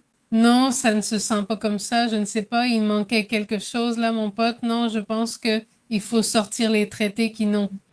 La blague, c'est qu'il t'a trollé. Ton père t'a trollé? Non. Ou il a manqué quelque chose? La blague? Je ne sais pas. Salutations à Huerta et Dilce Sandegno, comme on dit. Oui, ça me manque. Ça faisait longtemps que je ne les voyais pas, dit Tapatia. Ah, donc tu ne voyais pas les petits symboles? Ah, c'est fou, c'est fou. Je ne les vois pas. Ah, maintenant je les vois. Oui, voilà, c'est bon. Oui, oui, dit Walter. Le Mexique est petit. Petit d'où je vais. De quoi? Ok, Walter. C'est Walter 2, un autre Walter. Ah, Walter de salut aussi à Walter Osorio. Comment vas-tu, Walter? Oui, je l'ai vu. Comment allez-vous tous les deux, Walter? Ça donne quoi la pluie par chez vous? Salut à Dani. Daniel, comment vas-tu, Dani, Daniel? Quoi de neuf, Dani, Daniel? Bien, ce que nous voyons en ce moment, je veux dire, pendant qu'on discute ici, j'ai laissé l'image satellite des dernières 24 heures pour voir à quoi ressemblent les nuages sur l'image satellite et non dans une prévision. C'est-à-dire, voilà ce qui s'est passé ces dernières 24 heures et si vous regardez, c'est vraiment très calme. Il y a bien des nuages, mais il n'y a pas de phénomène vraiment important. C'est frappant, non? En ce moment, en ce qui concerne l'humidité, non? Je ne l'avais pas compris ainsi. C'est la femme censée répondre. C'est qu'il dit... En thérapie de couple, le thérapeute demande « Te sens-tu humilié par ta femme ?» Non, non, il ne se sent pas comme ça, c'est juste qu'il manquait le « il », s'il y avait eu « il ». Ou bien la femme répond et dit « Non, non, non, il ne se sent pas comme ça, bien sûr, bien sûr, bien sûr. » Et le thérapeute dit « Non, eh bien c'est bien, non. » Salutations à Cléo, comment vas-tu? Salutations aussi à Dani, Daniel, il vous embrasse. Salutations à tous. À Liliana, oui, Rivas, qui nous regarde depuis Santiago du Chili, elle dit « Ah, j'ai compris, il lui manquait le « il » et avec ça, on comprend parfaitement. Oui. Parce que sinon, comment ça tu restes? Comment? Salutations à Breseka, il demande si c'est une alliance Chine-États-Unis. Il suggère d'attendre une semaine pour voir. Oui, enfin, leur donner une... Oui. Je pense que c'est plus... Enfin, ce n'est pas que ça va se faire, c'est que l'alliance existe déjà. Et ce n'est pas une alliance d'amitié, mais c'est bien une alliance. Voilà ce que c'est. C'est mieux ça que l'autre option, non? Enfin, est-ce qu'ils peuvent tous les deux être détruits? Oui, Ils peuvent causer de gros dégâts, ou grandir tous les deux. Alors, on décide de grandir, n'est-ce pas? C'est la décision qu'on prend, par praticité ou pour une autre raison, mais c'est la décision qu'on prend, et à long terme, eh bien, on verra bien, n'est-ce pas? Mais il vaut mieux se disputer à propos de quelques tarifs douaniers que de se disputer parce que je veux t'envahir ou t'attaquer. Enfin, j'espère que ça n'arrivera jamais, n'est-ce pas? Et cette partie-là terrifie Poutine, parce que Poutine vient d'une autre époque, il a une mentalité d'invasion, de guerre et d'autres choses de ce genre. Donc non, ce n'est pas par là. C'est par l'innovation, c'est pour prospérer, etc., n'est-ce pas? Je veux dire, mais non. Tu ne peux pas maintenant, à notre époque et avec les technologies actuelles, penser à une guerre mondiale. Ce serait une folie totale, non? Oui, bien sûr qu'il y aura des frictions, il y aura des disputes, il y aura des tiraillements. Ce ne sera définitivement pas simple ni rien de tout ça. Mais il y aura aussi, comme c'est déjà le cas, de grandes affaires. C'est-à-dire, et ceux qui veulent s'y lancer, eh bien ils auront, il me semble, beaucoup d'opportunités d'affaires, il se passe beaucoup de choses. L'Europe donc doit aussi être attentive à ce qui se passe parce qu'ils sont un peu isolés là-bas, mais l'Europe fait des mouvements très intéressants. Autrement dit, avec ses actions envers le Mercosur et le Mexique, dont l'accord sera signé le 22 mai, le traité ici avec le Mexique, donc eh bien aussi. L'une de celles-là, eh bien aussi. Il se peut que l'Europe apprenne aussi de cette situation. Parce que le problème avec l'Europe, c'est que, eh bien, c'est comme si elle avait toujours voulu rester fermée. Et maintenant qu'elle se ferme aux États-Unis, elle s'est ouverte à la Chine, à l'Amérique du Sud, au Mexique. C'est-à-dire comme si ces choses-là s'accéléraient aussi, justement parce que, eh bien, les États-Unis, je ne sais pas, ne plaisent pas aux Européens ou quelque chose comme ça. Mais le point est qu'ils n'ont pas réussi à bien s'entendre jusqu'à présent. oui. Salutations aussi, voyons, ça m'échappe, voilà. Dit Monica Ortiz à San Luis Potosí, le climat était très beau, mais ces dernières années, il fait très chaud et cette année, il a presque pas plu. Cette chaleur est horrible et le soleil brûle beaucoup plus, dit Monica Ortiz. Salutations, Monique. Merci Monica pour l'information. Walter dit, commentaire de Pépé, ici il fait très chaud, il vit à Campeche, n'est-ce pas? Oui, il a déjà plu dans beaucoup d'endroits, sauf ici sur l'île, dit Walter. Donc toi non plus, non Walter, mais l'année dernière ce n'était pas pareil. D'après moi, ils ont eu moins de pluie que d'habitude. Je demande car j'imagine que là-bas, c'est comme au Yucatan. Très chaud et humide, non? C'est vraiment collant. Omar, bienvenue. Merci d'être membre ici de la communauté. Merci beaucoup. Salutations à Marilena Nofré, comment vas-tu? Elle dit présente comme chaque soir, une grosse accolade. Salutations Marilena. Salutations Marilena, merci beaucoup. Un énorme salut. Ce Bola dit que ce sont deux puissances qui ont intérêt à être prudentes. Et Francisco Arce dit, c'est une puissance en déclin et une autre en ascension. Tôt ou tard, il y aura des affrontements. Ici, nous voyons deux perspectives totalement différentes. Des perspectives différentes? Oui. Ah, et Sendeño dit, le gallon d'essence coûtera $5 là où vit Dilsey. À 5 dollars? Le gallon? À 5 dollars? Où habites-tu? Enfin, dans quel état? Si ce n'est pas indiscret. La Californie, c'est bien celui à 6, non? C'est le plus cher jusqu'ici. Le Texas doit être parmi les moins chers car il produit et raffine. Alors je crois qu'ils sont autour de 4 et quelques, non? Mais si je ne me trompe pas, ils étaient à 3 et maintenant ils sont à 4. Donc partout, de toute façon, ça a augmenté, ça a un peu augmenté. Mais Dilsey n'est pas aux États-Unis. Ah, d'accord. Alors pourquoi utilise-t-elle le gallon?